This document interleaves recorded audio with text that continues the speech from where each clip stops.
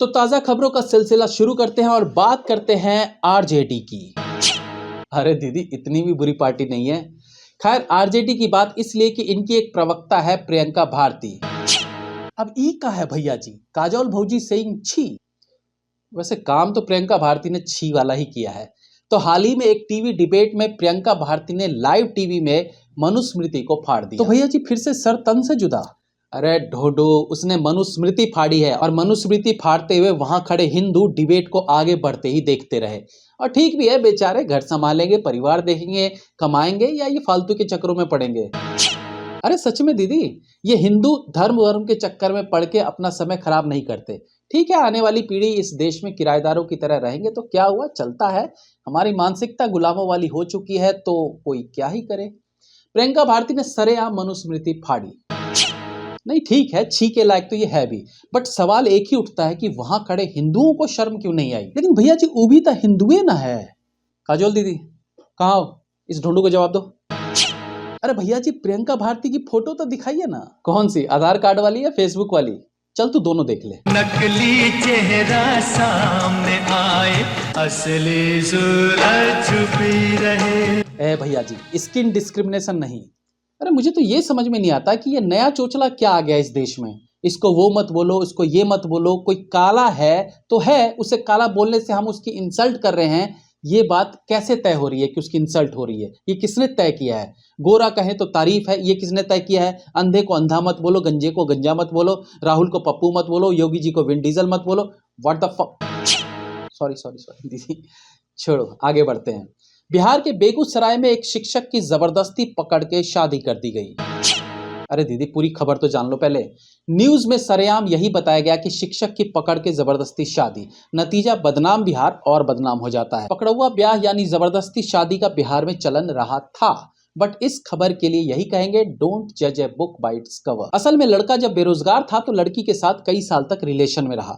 अब रिलेशन में रहा था तो खाली फोन पर तो सोना बाबू नहीं हुआ होगा, ये सोना बाबू वाला केस आगे भी बढ़ा होगा। तो भाई साहब, जब सब कुछ कर लेने के बाद मजनू भाई की शिक्षक के तौर पर नौकरी लग जाती है, मतलब उस लड़के की अब साहब की सरकारी नौकरी है, तो बिहार के एज पर रूल्स उन्हें भारी दहेज के ऑफर आने शुरू हो गए थे।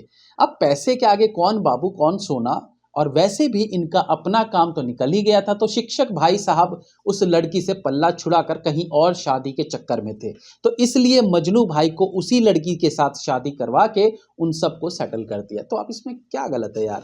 लेकिन हमारी मीडिया, अफसोस।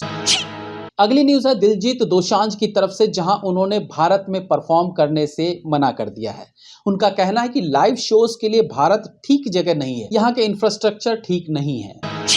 रुक जाओ दीदी, अभी तो बहुत मौके मिलेंगे छी करने के। तो दिलजीत दोसांझ ने ये बात तब कही जब भारत के हर कोने में उन्होंने शो करके करोड़ों रुपए कमा लिए। अब वो केवल विदेश में कॉन्सर्ट करेंगे जब तक कि यहाँ का इंफ्रास्ट्रक्चर सही नहीं हो जाता।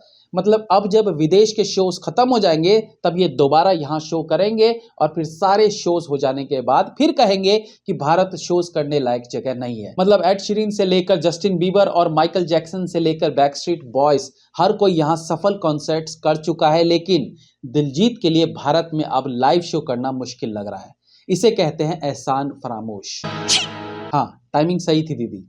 दिलजीत पाजी गाने के साथ साथ अपना मकसद भी नहीं भूलते हैं। ओह, कैसे भैया जी? अरे इंदौर के एक शो में देखा नहीं था पाजी ने कैसे छाती ठोक के राहत इंदौरी का एक शेर बोला था, फलाना फलाना थोड़े है, हिंदुस्तान किसी के बाप का थोड़े है। पता नहीं इन लोगों को ये क्यों नहीं समझ आता कि हिंदुस्तान है तो किसी के बाप का ही। पता नहीं सर दिलजीत दोसांझ इस बात को कब समझेंगे। बेचारे राहत साहब तो समझते समझते अपने बाप के पास चले गए। भैया जी अगली न्यूज उत्तर प्रदेश से, जहां एक बांग्लादेशी मुस्लिम प्रवासी शेख अताउल ने ऑन कैमरा योगी आदित्यनाथ को मारने की धमकी दी और उनके परिवार को भी गालियां दी। दीदी कहां चली गई, आपकी बारी। हाँ तो देखो, योगी बाबा तो दूसरों के परिवार की मां बहन करने वाले को भी नहीं बख्शते हैं, तो फिर ये तो उन्हीं के परिवार को गाली देने लगा।